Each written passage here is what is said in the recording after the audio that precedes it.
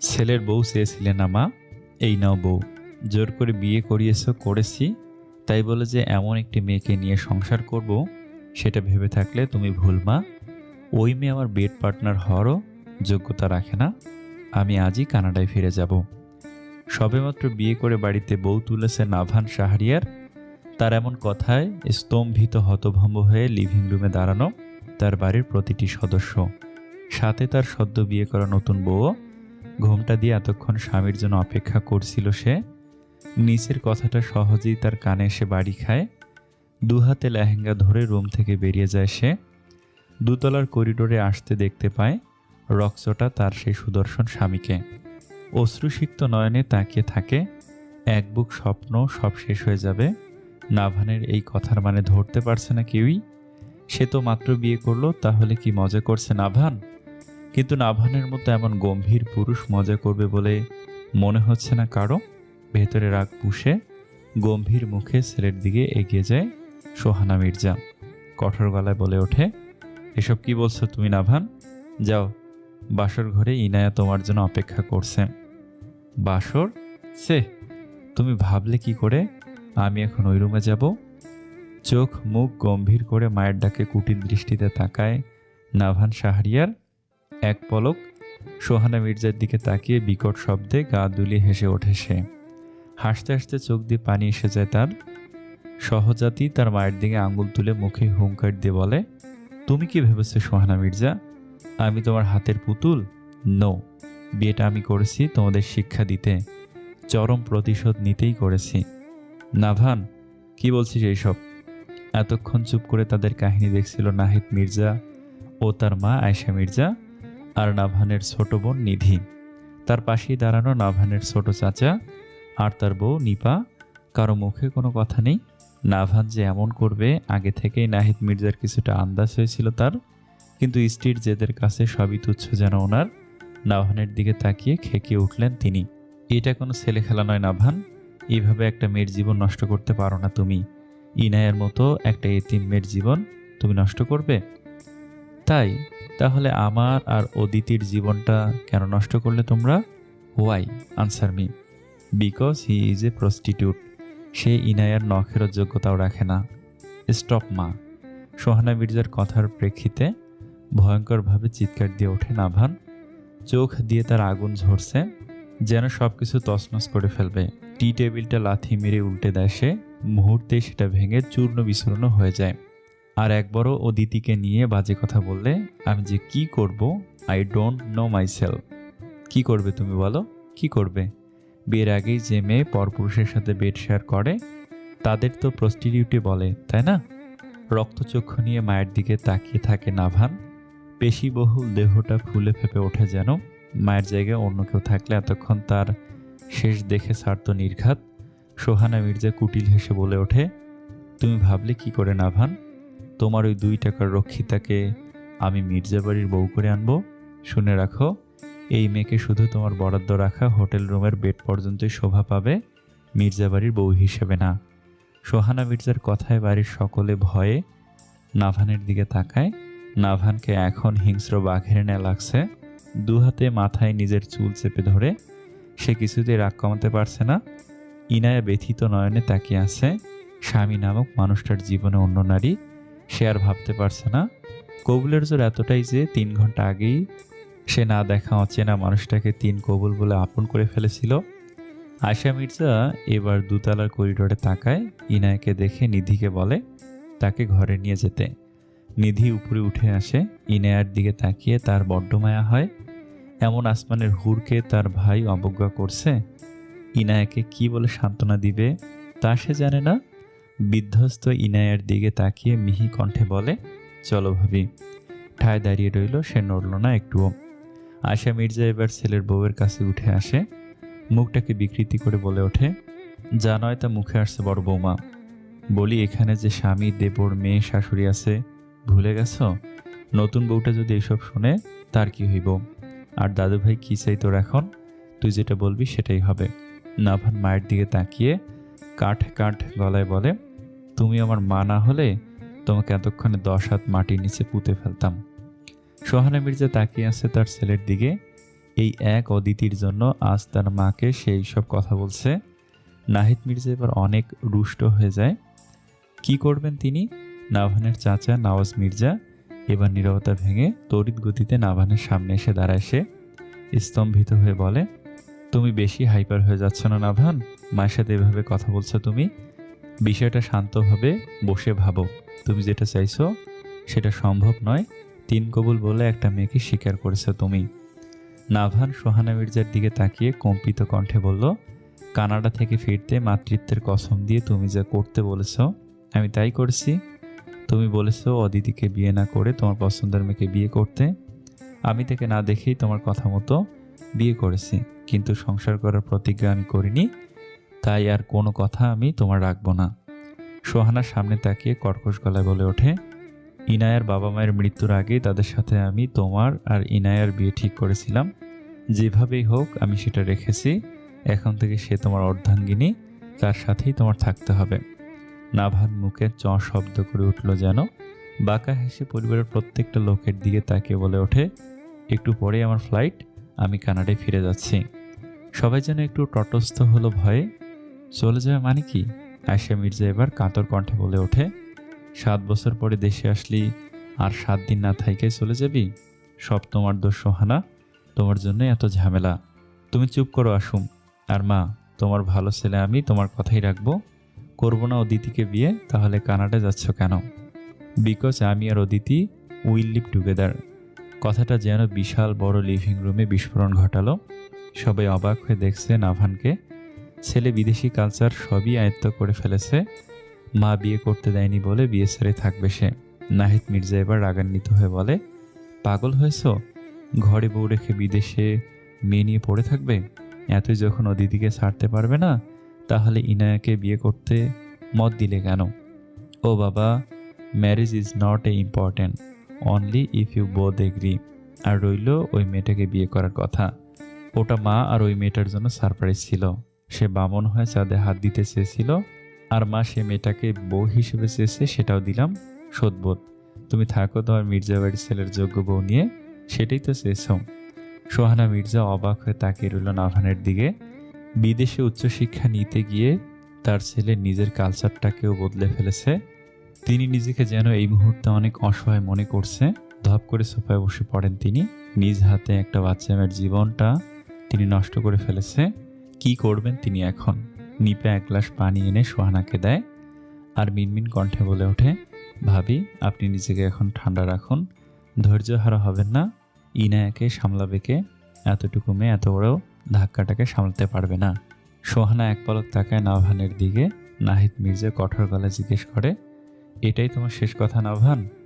বাবা, আমি আসছি, আমার ফ্লাইটের সময় হয়ে আসছে। সবাই যেন পাথর বনে রয়। এমন খুশির মাঝে এটা যেন কাম্য নয়। গটগট পায়ে বেরিয়ে যায় নাভান শাহরিয়ার। আধারের আলো গভীর হলেও চারপাশে বাড়ির লাইটিংয়ের আলো, কাঁচা ফুলে সজ্জিত মির্জা বাড়ির প্রতিটি কোণা।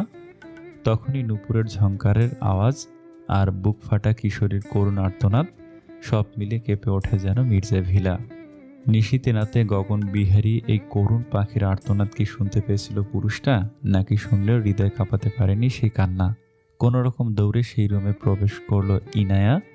তার বুকটা দুমড়ে মুচড়ে যাচ্ছে যেন। নিজেকে কোনো রকমই মানাতে পারছে না সে। ঘন ঘন নিঃশ্বাস নিচ্ছে সে। কত স্বপ্ন নিয়েই তো শ্বশুরবাড়ি এসেছিল সে, কিন্তু স্বপ্ন শুরু হওয়ার আগেই শেষ হয়ে এলো। মা বাবা তাকে কেন নিয়ে গেল না তাদের সাথে? চোখ ঘুরিয়ে রুমটাতে চোখ বুলাই ইনায়া। সারা রুমে রজনীগন্ধা, গোলাপের মৌম গন্ধ ভাসছে। মিডিল বেডটাকে সুন্দর করে ফুল দিয়ে সাজানো হয়েছে। বেডের দুই সাইডে বড় পাত্রের মাঝে পানিতে গোলাপ ছিটিয়ে ছোট ইলেকট্রিক লাইট জ্বালানো। সব কিছু দেখে ম্লান হাসলো ইনায়া। কিসের জন্য এসব আজকে? তার মতো এমন লাঞ্ছিত কোনো বউ বিয়ের দিন হয়েছে বলে মনে হচ্ছে না। তার স্বামী অন্য পরনারীর প্রতি আকৃষ্ট। কথা মনে আসতেই মাথাটা ধরে এলো তার। মুহূর্তেই পুরো ঘরে ধ্বংসকার্য চালালো সে। কেউ আসলো না থামাতে। তাতে যদি অষ্টাদশী কন্যার মন শান্ত হয় একটু। ভোরে ফোনের শব্দে ঘুম ভাঙে ইনায়ার। শোয়া থেকে উঠে মাথা চেপে ধরে সে। অসহ্য যন্ত্রণা হচ্ছে যেন। ভালো করে চোখ মেলে পুরো ঘরে চোখ বুলায় ইনায়া। ফুল, বই, নানা ধরনের জিনিসপত্র মেঝেতে পড়ে রয়েছে। কালকের লেহেঙ্গা এখনো গায়ে জড়ানো। জীবন ক্ষণে ক্ষণে রূপ বদলাচ্ছে তার। এই ছোট জীবনে অনেক কিছু উপলব্ধি করেছে ইনায়া। হঠাৎ করে ফোনটা আবার বেজে ওঠে। ইনায়া ফোনটা মেঝে থেকে উঠায়, রিসিভ করে, কানের কাছে ধরতে অপর পাশ থেকে কেউ বলে ওঠে, ফুলসজ্জা কেমন গেল মিস ইনায়া? হো, সো সরি মিসেস ইনায়া। কে আপনি? আপনার সতীন মিসেস ইনায়া। ভুরু কুঞ্চিত করে ইনায়া ভাবে মেয়েটা কে হতে পারে। কণ্ঠটা চেনা চেনা লাগছে তার। কিছুক্ষণ চুপ করে অকপটে জিজ্ঞেস করে ওঠে, অদিতি আপু তুমি? যাক বাবা, তাহলে চিনতে পেরেছিস তুই। কিসের জন্য ফোন দিয়েছো তুমি? মুখটা গম্ভীর করে ইনায়া। অপরপাশে অদিতি একটু হেসে গম্ভীর স্বরে বলে, বিয়ে করেছি শুনলাম, কিন্তু কি করলি? এখন বুঝতে পারবি সব। আমার বয়ফ্রেন্ডকে বিয়ে করা? লিসেন, আমার আর নাভানের সম্পর্ক অনেক গভীর। কতটা গভীর নিশ্চয়ই বুঝতে পেরেছিস। তুমি আমাকে আগে কেন বলনি? কান্নারত গলায় বলে ওঠে ইনায়া। আসল কথা কি জানিস? আমার তোকে খুব কাঁদাতে ইচ্ছে হয়েছে, তাই বলিনি। বুঝলি বাবু? কেন করছো এসব বলো? আজকে আর কথা বলার মুড নেই ইনু। তোর বরটাকে রিসিভ করতে এয়ারপোর্টে পৌঁছাতে হবে আমায়। তার আগে একটু স্কিন লিপস কেয়ারও করি একটু, কারণ নাভান এসে আমার অষ্টদয়ে হামলা দেবে। And her lips are very sweet to me. Bye. কাঁদতে থাকে ইনায়া। অদিতি তার ফুফাতো বোন। তারা কানাডার সিটিজেন। অনেক ছোটবেলায় তাদের সাথে দেখা হয়েছিল ইনায়ার। মাঝে মধ্যে ফোনে কথা হতো সবার সাথে। তাদের অ্যাক্সিডেন্ট ও বাবা মায়ের মুমূর্ষ অবস্থায়ও তার ফুফাতো ভাই দেখতে আসেনি, এমনকি মৃত্যুর দিনও না। মা বাবা হারিয়ে ইনায়া যখন পাগল প্রায়, তখন তার পাশে দাঁড়ায় সোহানা মির্জা। সে তার মায়ের বেস্ট ফ্রেন্ড ছিল। ফোনের স্ক্রিনে স্বামীর সাথে অন্য মেয়ের অন্তরঙ্গ মুহূর্ত দেখে স্তব্ধ হয়ে রইল ইনায়া। ফর্সা মুখশ্রী টুকটুকে লাল হয়ে রয়েছে তার।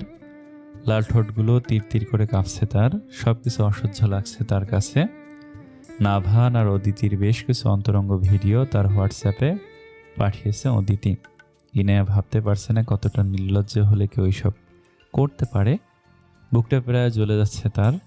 নাভান তার স্বামী, সে কি করে তার স্ত্রীর অধিকার অন্য কাউকে দিতে পারে? কিন্তু নাভান তো তাকে স্ত্রী হিসেবে মানেনি। কথাটা মনে হতেই নিজের জন্য বিদ্রূপের হাসি দিল ইনায়া। তার মুখটাও তো দেখেনি তার স্বামী। চোখের সামনে একটা ক্লিপ ভেসে ওঠে ইনায়ার। নাভান আর অদিতির চুম্বকীয় একটা ক্লিপ। রাগে ফোনটা দরজার দিকে ছুঁড়ে মারে সে। এতক্ষণ ফ্লোরে হাঁটু গুজে বসেছিল ইনায়া। সকালে নিধি এসে তার কাপড় বদলিয়ে একটা শাড়ি পরিয়ে দিয়ে গেছিল। নিপা এসে অনেকবার খাবার জন্য জোরাজোরি করলেও কিছুই মুখে দেয়নি সে। অনুভূতি শূন্য হয়ে বসেছিল পুরোটা সময়। এত কিছুর ভেতর একবারও সোহানা মির্জা ইনায়ার কাছে আসেনি। হয়তো কিছু অপরাধ বোধ তাকে নিস্তব্ধ করে দিয়েছে। বসা থেকে উঠে বারান্দায় গিয়ে দাঁড়ায় ইনায়া। কালকের ঘটনা কম বেশি প্রতিবেশীদের কানে পৌঁছে গেছে। তার প্রায় দল ধরে আসছে মির্জা বাড়ির প্রাঙ্গণে। ইনায়াকে দেখার অনেক কৌতূহল তাদের মনে। মির্জা বাড়ির এত স্বনামধন্য লোকেদের এমন ঘটনা তাদের মুখে মুখে উপসে পড়ছে যেন। নিচ থেকে কিছু মহিলাদের কথাও শুনতে পায় সে। হঠাৎ করেই ইনায়ার পা ধরে মাটিতে লুটিয়ে পড়ে একজন। ঘটনার আকস্মিকতায় হতভম্ব হয় ইনায়া। সামনে তাকিয়ে সোহানা মির্জাকে দেখে। তার পা জড়িয়ে কাঁদছে তিনি। একটু দূরেই তার ফোন হাতে দাঁড়িয়ে আছেন নাহিদ মির্জা। ইনায়া চটজলতি সোহানা মির্জার সামনে বসে পড়ে কম্পিত কণ্ঠে জিজ্ঞেস করে, এসব কি করছো মামনি? তোমাকে এমন মানায় না। মারে, ক্ষমা করে দে আমারে। আমি স্বার্থপরের মতো তোর জীবনটাকে নরক বানিয়ে দিলাম। তুমি ক্ষমা কেন চাইছো? ক্ষমা আমার তোমার কাছে চাওয়া উচিত। আমার কারণে তোমার ছেলে বাড়ি ছেড়েছে। ওর কথা আর বলবে না ইনায়া। ওকে আমি আর নিজের ছেলে বলে মানব না। সোহানা মির্জার কঠিন মুখের দিকে তাকিয়ে রয় ইনায়া। কি বলবে এই কথার প্রেক্ষিতে? আজ না কাল নাভান ঠিক বাড়িতে ফিরে আসবে। তখন কেউ আর রাগ করে থাকতে পারবে না। ইনায়া নাহিদ মির্জার দিকে তাকাতেই তার হাতে নিজের ফোন দেখতে পায় সে। কণ্ঠে বিচলিত হয়ে সে দুজনের দিকে তাকিয়ে বলে, অদিতি আপুর ব্যাপারে তোমরা আগে থেকেই জানতে, তাহলে কেন আমাকে আগে বলনি? আর এই বিয়ে কেন হতে দিলে তোমরা? সোহানা মির্জা মাথা নুয়ে বসে থাকে। নাহিদ মির্জা তাদের পাশে এসে বসে। ইনায়ের মাথায় হাত রেখে বলে, আমরা অদিতির ব্যাপারে জানতাম, কিন্তু ব্যাপারটা যে এত খারাপ হবে তা ঠাওর করতে পারিনি। আগে জানলে নাভানের কথাই মানতাম। কখনো না। তুমি ভাবলে কি করে ওই রকম বাজারি মেয়েকে আমি এই বাড়িতে মেনে নিতাম। স্ত্রীর কান্নারত কঠোর চোখে তাকিয়ে সে বুঝতে পারল পুত্রের প্রতি তার অসীম ঘৃণা বিরাজ করছে। নাহিদ মির্জা সোহানাকে আর কিছুই বলতে পারল না। সোহানা ইনায়ার হাত ধরে বলে ওঠে, আজকে থেকে তুমি আমার পরিচয়ে বাঁচবে। আমার মেয়ে হয়ে নাভান শাহরিয়ারের নাম হৃদয় থেকে মুছে ফেলো। জানি কষ্ট হবে, কিন্তু তোমাকে করতেই হবে। বলেই তিনি ইনায়ের হাত ধরে নিচের দিকে অগ্রসর হলেন। এত কষ্ট কি করে ভুলবে সে? স্বামী নামক মানুষটিকে কি এত সহজে ভোলা হবে? এমন এতিম মেয়ে বিয়ে করাইলে তো এমনই হবে আয়শা আপা। এমন শিক্ষিত পোলার লাগে এমন মাইয়া যায় না। এই মেয়েকে তাড়াতাড়ি বিদায় করার ব্যবস্থা করেন, না হলে নাতি সারা জীবন বিদেশে পড়ে থাকবে। দুজন মহিলা আয়শা মির্জাকে এইসব কথা বলছিল। আয়শারও তাই মনে হচ্ছে ইনায়া বাড়িতে থাকলে নাভান কখনই ফিরে আসবে না। সে সোহানার সাথে নিশ্চয়ই কথা বলবে। নিচে নামতেই মহিলাদের কথা শুনতে পেলেন সোহানা আর ইনায়া। ইনায়া মাথা নিচু করে মেঝেতে তাকিয়ে থাকে। সবার দৃষ্টি তখন তার দিকে নিযুক্ত।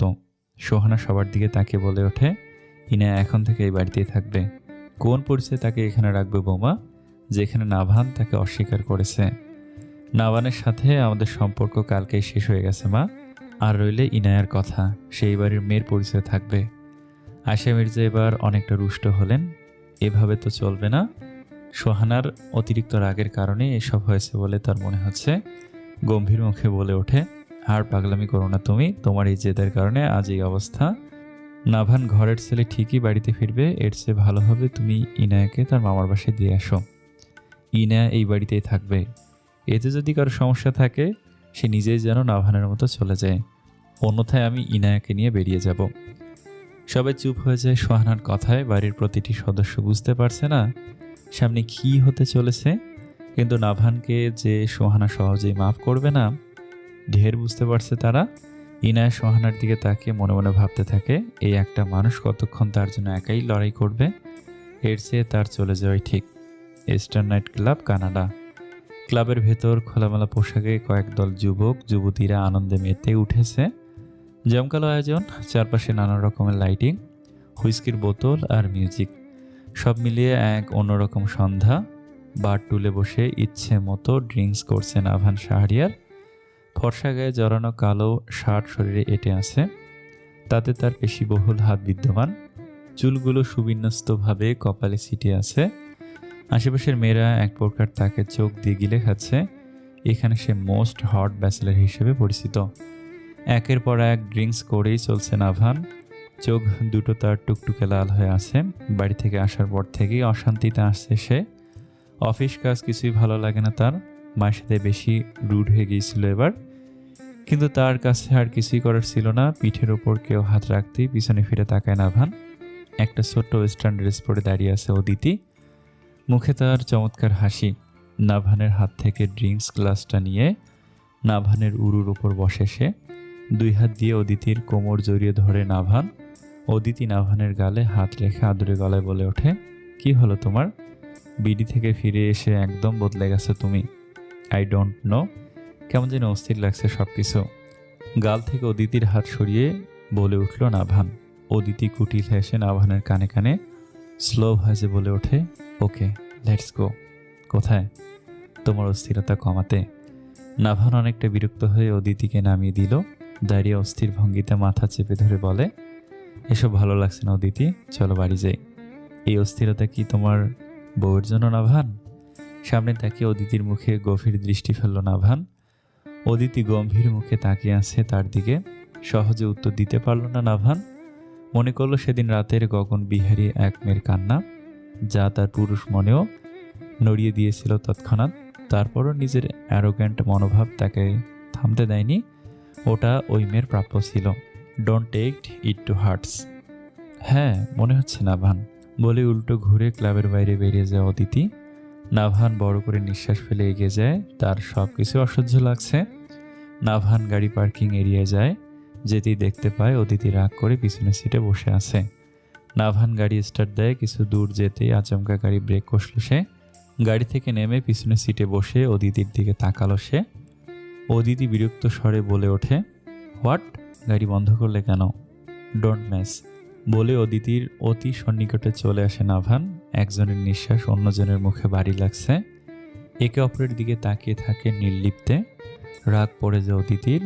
এই দূরত্বটুকু ঘুষিয়ে দেয় অদিতি। মিলিত করলো একে অপরের উষ্ঠদয়। দুহাতে আঁকড়ে নেয় নাভান অদিতিকে। নীরব শুনশান রাস্তায় একপাশে দাঁড় করানো নাভানের কালো মার্সিডিস। মাঝে মধ্যে দু একটা গাড়ি আসা যাওয়া করছে অদূরেই।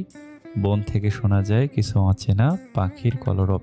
তার সাথে শোনা যায় একজোড়া নরনারীর চিৎকার, যা এই গম্ভীর শুনশান রাত গম্ভীর করে তুলে। ইনায়ার জন্য একটা নতুন রুম ঠিক করেছে সোহানা। সে তাকে এখন নাভানের রুমে থাকতে দিবে না পর্যন্ত। সোহানার ধারণা এই রুমে থাকলে নাভানের কথা আরও বেশি মনে পড়বে ইনায়ার। নাভানের রুমের দেয়াল জুড়ে বেশিরভাগ ছবি নাভানের। বিভিন্ন অ্যাঙ্গেলের ছবি ঝোলানো আছে। ছেলে আসবে বলে সব মন দিয়ে সাজিয়েছিলেন সোহানা মির্জা। এতক্ষণ ধরে রুমটা ঘুরে দেখছিল ইনায়া। রুমে মিডল বেড রাখা, একপাশে কাভার্ড আর ফ্লোর টাচ বড় মিরর, আর অন্য পাশে বুক সেলফ আর টেবিল। সাথেই বিশাল ফ্লোর লাগোয়া গ্লাসের বারান্দার দরজা। বেডের সামনাসামনি নাভানের বিশাল বড় একটা ছবি বাঁধিয়ে রাখা হয়েছে। ইনায়া সেখানে গিয়ে দাঁড়ায়। ছবিতে ফর্মাল ড্রেসে মুচকি হেসে দাঁড়িয়ে আছে নাভান। ইনায়া মুচকি হেসে হাত বাড়ায়, বা পাশটায় আস্তে করে মাথা রাখে সেথায়। স্থানটা তো তারই, সে তো এই বা পাজরের তৈরি। এই জায়গায় শুধুমাত্র তার। অবুজমের মতো এক অষ্টাদশী কন্যা স্বামীর ছবির সামনে দাঁড়িয়ে নিজের অধিকার জানতে ব্যস্ত। বেকুল কণ্ঠে অবুজভাবে শোধায়, আপনি শুধু আমার নাভান, তাই না? আপনার বুকের বা পাশটায় আমার জন্য বরাদ্দ, শুধু আমার জন্য, বিড়বিড় করে বলে ওঠে ইনায়া। অথচ সে কি জানে তার বরাদ্দকৃত জায়গায় অন্য নারীর ঠাঁই দিয়েছে তার স্বামী। সে নারীকে বুকে নিয়েই সে এক আদিম খেলায় মত্ত। জানা হয় না ইনায়ার। কানাডার রাজধানী অটোয়া। 4 ঋতুর দেশ কানাডা। ডিসেম্বর, জানুয়ারি, ফেব্রুয়ারি, এই 3 মাস শীতকাল। এই 3 মাস হলো কানাডার শীতকাল। পুরো শীতকাল জুড়েই কানাডায় হয় প্রচুর তুষারপাত। এই সময় তাপমাত্রা থাকে খুবই কম। মাঝে মাঝে হয় তুষার ঝড়। এই সময় শিক্ষা প্রতিষ্ঠানও বন্ধ থাকে। সময়টা এখন জানুয়ারির মাঝামাঝি দিক। কুচি কুচি তুষারে ভরে আছে পুরো অটোয়া শহর। রাতের দিকে প্রচুর তুষারপাত হয়েছে, এখন কিছুটা কমে এসেছে। সকাল হতেই ব্যস্ত জনমানুষ নিজেদের কর্মস্থলে যাবার জন্য। ড্রেসিং টেবিলের সামনে দাঁড়িয়ে নিজের চুল সেট করছে নাভান শাহরিয়ার। পরনে ফর্মাল ড্রেস। আজকে তার ক্লায়েন্টের সাথে গুরুত্বপূর্ণ একটা মিটিং আছে। পরনে কালো শার্টটা বুকে পিঠে লেপ্টে আছে। 9টা মাস ধরে বাংলাদেশের সাথে তার কোনো যোগাযোগ নেই। মাঝে মাঝে তার মার কথা খুব মনে পড়ে, কিন্তু ফোন করতে সাহস পায় না। হঠাৎ ফোন বেজে উঠতে ধ্যান ভাঙে তার। ফোন হাতে তুলতেই অদিতির 240টা ফোন দেখতে পায় সে। মেয়েটা পাগল করে ফেলবে প্রায়। নাভান বিরক্তি নিয়ে সাইলেন্ট করে ফোনটা পকেটে ভরে। কালো কোটটা হাতে নিয়ে নিচে নেমে আসে। ব্রেকফাস্ট করে এখনই বেরিয়ে পড়বে অফিসের উদ্দেশ্যে। খাবার সময় হঠাৎ করেই কলিং বেল বেজে ওঠে। নাভান অবাক হয়, কে এখন আসতে পারে? দরজা খুলতেই দেখতে পায় অদিতি দাঁড়িয়ে আছে। পরনে তার সাদা লং কোট। নাভানকে ঠেলে ভিতরে ঢুকে সে। নাভান দরজা লাগিয়ে দিয়ে আবার খেতে বসে পড়ে। অদিতি যেন তার সামনে অদৃশ্য। অদিতি কিছুক্ষণ বিস্ময়কর দৃষ্টি দিয়ে তাকিয়ে থাকে নাভানের দিকে। আমাকে ইগনোর করছো কেন নাভান? কখন? গত 9টা মাস কি এটা বোঝার জন্য যথেষ্ট নয়? নাভানের মুখে কোনো কথা নেই। সে চুপচাপ খেয়ে চলছে। অদিতি রাগে হতভম্ব হয়ে আছে। নাভান 9টি মাস ধরেই তাকে বিভিন্নভাবে এড়িয়ে চলছে। সে নাভানের মতিগতি কিছুই বুঝতে পারছে না। এত সহজে নাভানকে ছাড়বে না অদিতি। নাভান খাওয়া শেষ করে উঠে দাঁড়ায়। কালো কোটটা গায়ে জড়িয়ে গাড়ির চাবি হাতে সামনে এগিয়ে যায়। অদিতির রাগ এখন আকাশচুম্বী। সে পেছন থেকে নাভানের হাত টেনে ধরে। এইসবের মানে কি নাভান? তুমি আমাকে এভাবে এড়িয়ে যেতে পারো না। ফোন দিলে ফোন তুলছো না তুমি। লিসেন অদিতি, অফিসে আমার ইম্পর্টেন্স মিটিং আছে, আমাকে এক্ষুনি যেতে হবে। হাতটা ছেড়ে দাঁড়াও। আর তোমার ফোন খেয়াল করিনি আমি। Don't make excuse. এতগুলো ফোন মেসেজ কি করে তোমার অদেখায় থাকতে পারে? নাভান এবার চুপ করে থাকে। অদিতির থেকে হাত ছাড়িয়ে বাইরে অগ্রসর হয়। অদিতি এবার আরও ক্ষিপ্ত হয়ে যায়। নাভানের সামনে দাঁড়িয়ে ওর কলার চেপে ধরে। আমাকে এত হালকাভাবে নিও না নাভান। আমি তোমার সেই অবলা বউয়ের মতো না। আমার সাথে চিট করলে আইনি ব্যবস্থা নিতে বাধ্য হব আমি। অদিতির কথায় মজা পেল যেন নাভান। ঠোঁট প্রসারিত করে হাসল। কি ব্যবস্থা নিবে তুমি? আমাকে ধর্ষণ করেছে, চিটিং করেছে, ব্লাবলা আরও কিছু। শোনো, তোমার মতো রোড সাইড প্রস্টিটিউটের মুখে এসব কথা শুনলে লোক উল্টো তোমার বদনাম করে দিবে বলে অদিতির হাত এক প্রকার ছুঁড়ে ফেলেন আভান। অদিতি এবার প্রচুর রাগে পাগল প্রায়। ব্লাডি বিষ, তোকে আমি জেলের ভাত খাবো। কথাটা বলতে অদিতির মুখে সজোরে থাপ্পড় মারেন আভান। তৎক্ষণিক অদিতির গলা টিপে ধরে সে। অদিতির দম বন্ধ হয়ে আসছে। নাভান দাঁতে দাঁত পিষে বলে ওঠে, তোর মতো এমন রোড সাইড প্রস্টিটিউট হাত তুড়ি দিলে নাভান শাহরিয়া মির্জার সামনে হাজারটা চলে আসবে। তোর কোনো যোগ্যতাই নেই আমার সামনে দাঁড়ানোর। আর এই সস্তা মার্কা থ্রেট তোর সো কল্ড বয়ফ্রেন্ডদেরকে দিবি, আমাকে না। বলে অদিতিকে ছেড়ে গট গট পায়ে বাইরে এসে দাঁড়ায় নাভান। রাগে ভেতরটা ফুসছে তার। অদিতি কি ভেবেছে সে তার জন্য পাগল? এমন হাজারটা অদিতিকে ছাড়তে পারবে সে? অদিতি ছিল তার শুধু একাকিত্ব কাটানোর বস্তু। আজ পর্যন্ত কোনো মেয়ে তার মনে ঢুকতে পেরেছে কিনা সন্দেহ। রাগে অপমানে চোখ দিয়ে পানি পড়ছে অদিতির। বহু পুরুষাক্ত নারী অদিতি। শেষে নাভানের সাথে সম্পর্কে জড়ায় সে। এত সহজে নাভানকে হাতছাড়া করবে না অদিতি, কিছুতেই না। সময় তার নিজস্ব গতিতে এগিয়ে চলছে। এর সাথে কেটে গেছে ইয়ানার জীবনের 9টি মাস। ভার্সিটি প্রাঙ্গণে শান বাঁধানো পুকুর পাড়ে বসে আছে সে। অপেক্ষা করছে নিধির জন্য। চোখ তার পুকুর পাড়ে শ্যাওলাযুক্ত পানিতে। সোহানা মির্জা তাকে নিধির কলেজে অ্যাডমিশন করিয়েছেন। ইনায়া আর নিধি পলিটিক্যাল সায়েন্সের প্রথম বর্ষের স্টুডেন্ট। একসাথে ভার্সিটিতে আসা যাওয়া তাদের। ইনায়া নাভানের কষ্টে সবকিছু ছেড়ে দিয়েছিল প্রায়। সোহানা মির্জা তাকে জোর করেই পড়াশোনায় ফিরিয়ে এনেছে। তারপরও ইনায়া অতিষ্ঠ এই সবে। বুকের মধ্যে অসহ্য যন্ত্রণায় কেটে যাচ্ছে তার দিনগুলো। মাঝে মাঝে তার নিজের কাছেই নিজেকে পাগল বলে মনে হয়। ধৈর্যের বাঁধ ভেঙে আসে তার। আশেপাশে তাকিয়ে থাকে নিধির খুঁজে। মেয়েটা তাকে এখানে বসে রেখে কই উধাও হয়ে গেল। বসা থেকে উঠে মাথায় কাপড় টানে। পরনে তার আকাশি কালারের চুড়িদার। সিঁড়ি বেয়ে উপরে আসে ইনায়া। তখনই দৌড়ে এসে ইনায়াকে জড়িয়ে ধরে নিধি। তারপর মুখে ভাবভঙ্গি বদলে পাপ্পি ফেস করে বলে ওঠে, সরি ভাবি, ওয়াশরুমে যে ভিড় তাই দেরি হয়ে গেল। মনে হয় মেয়েগুলো সকালবেলা তাদের বাড়ির ওয়াশরুম ব্যবহার করেনি, বুঝলে? হয়তো তোমার মতনই তারা ঘুম থেকে উঠে মুখও ধুতে পারে না। কথাটা বলে আপাতমস্তক নিধিকে দেখে নিল ইনায়া। পরনে কালো জিন্স আর নীল কুর্তি। মাথার চুলগুলো আউলো হয়ে পড়ে আছে। দু কাঁধে ঝোলানো মিকি মাউস ব্যাগ। আসার সময় চুলগুলো বাঁধার সময় পায় না নিধি। ঘুম থেকে উঠতে উঠতে ভার্সিটির সময় পার হয়ে যায় তার। মাঝে মধ্যে ইনায়া আশ্চর্য হয় খুব। নিধির মতো এমন অলস মানুষ দেখেছে বলে মনে হয় না ইনায়ার। আবার আমায় কথা শোনাচ্ছ? থাক, চলো, ফুচকা খেয়ে দুজনে বাড়ি চলে যাই। নিধির কথায় বাদ সাধে ইনায়া মাথা নাড়িয়ে বলে, এখনই তোমার ভাই আসবে নিধি, আমাদের না দেখতে পেলে বকা দিবে। ভাইয়া আসতে আসতে চলে আসবো আমরা, চলো তো ভাবি। ইনায়ার হাত ধরে প্রায় টেনে হিঁচড়ে এগিয়ে যায় নিধি। ইনায়া ও তার সাথে তাল মিলায়। ভার্সিটির বাইরে একটা ফুচকার দোকানে দাঁড়িয়ে আছে তারা। নিধি প্রায় 4 প্লেট ফুচকা খেয়ে নিয়েছে।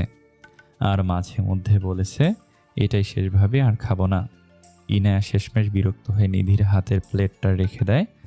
নিধি ঠোঁট উল্টে ফুচকার বিল দিয়ে ইনায়ার হাত ধরে হাঁটতে থাকে।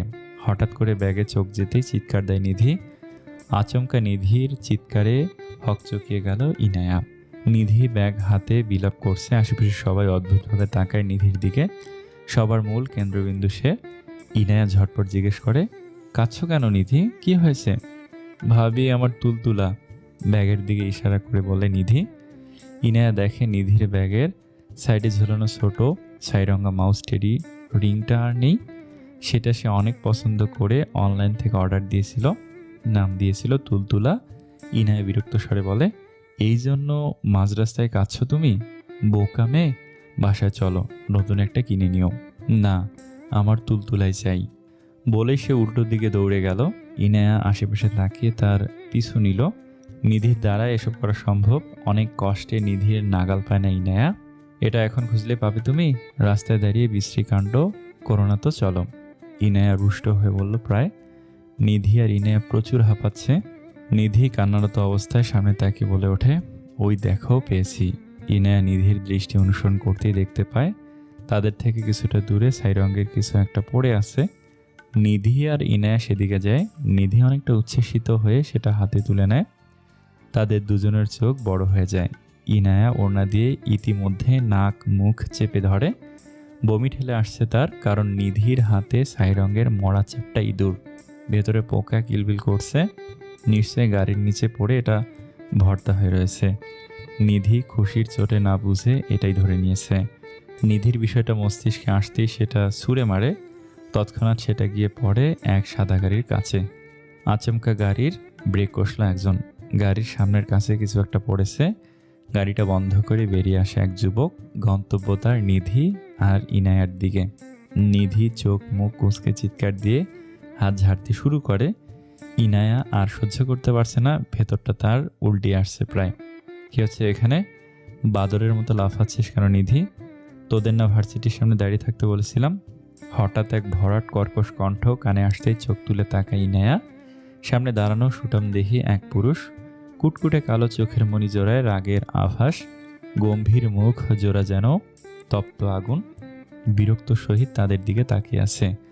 আসলে ঈশান ভাইয়া ওই ইঁদুরটা ভুলে নিধির কণ্ঠ রুখে যায় ঈশানের দিকে তাকিয়ে।